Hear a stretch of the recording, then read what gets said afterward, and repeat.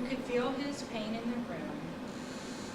You could see his grief in his shoulders.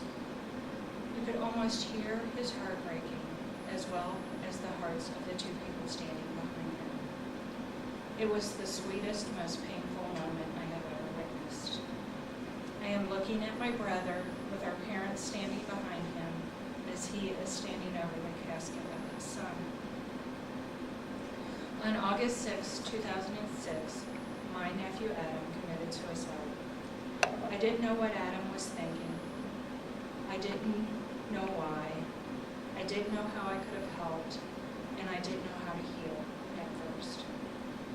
That is when I found the American Foundation for Suicide Prevention. Obviously, this is not an easy story to tell, but one I feel needs to be shared. Talking about suicide has been suppressed for way too long. In researching the subject of suicide, I discovered the following statistics from the Center for Disease Control and Prevention.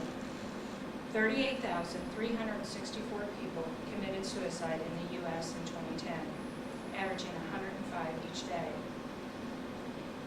As you can see from this chart that shows the number of suicides per 100,000 people in the population, the rate increased from 10.7 in 2000 to 12.4 in 2010 and continues to increase today.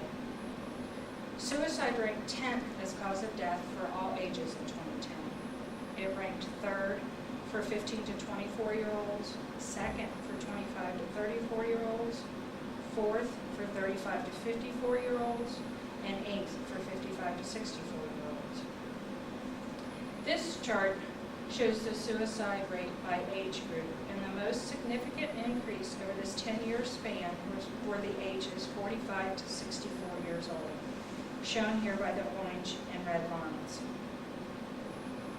Dr. Alex Crosby and colleagues from the Center for Disease Control and Prevention, as well as the Substance Abuse and Mental Health Services Administration, say the prevalence of suicidal thoughts, suicide planning, and suicide attempts was significantly higher among young adults aged 18 to 29 years than it was among adults 30 years and older.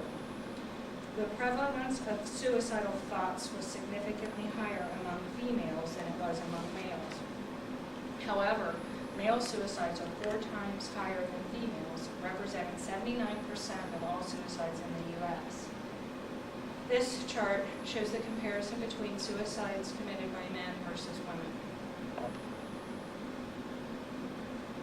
The American Association of Suicidology estimates that each suicide intimately affects at least 6 other people.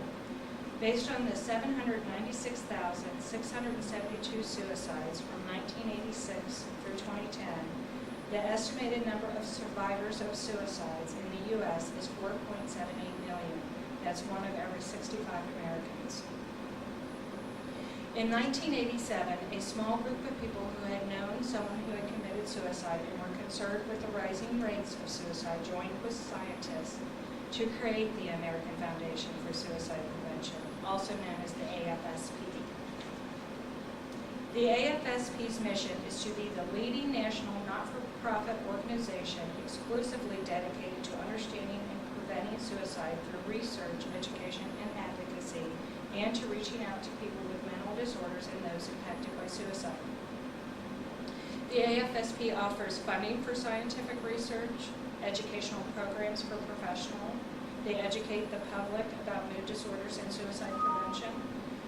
They promote policies and legislation that impact suicide and prevention, and they provide programs and resources for survivors of suicide. 82.1% of every dollar donated to the AFSP goes to research, education, and survivor programs.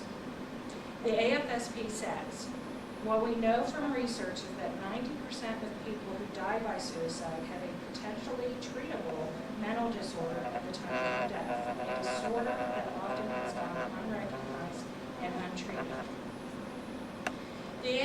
The AFSP has reached thousands of people by connecting people who have had loved ones who committed suicide, reaching out to those at risk for suicide.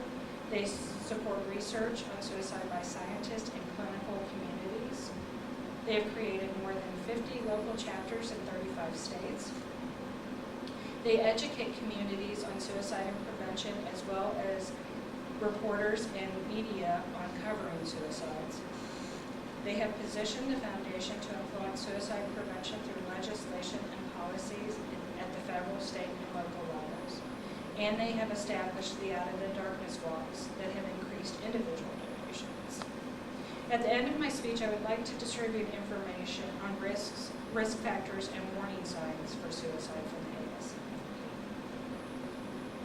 On a personal note, the AFSP helped me to feel a sense of community as a survivor and encouraged me to seek counseling to deal with my nephew's suicide.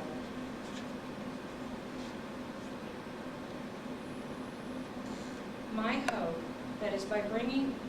hope is that by bringing awareness to suicide, that I have honored my nephew Adam and have convinced you of the need to help.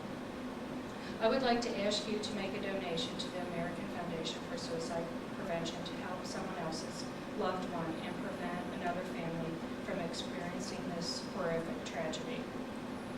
You can make a donation online at www.afsp.org or by mail or phone using the information on this slide.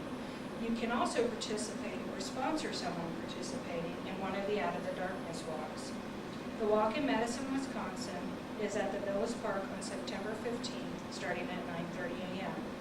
The walk I will be participating in is in Cincinnati, Ohio at Sawyer Point on October 20th at 5 p.m. Thank you very much.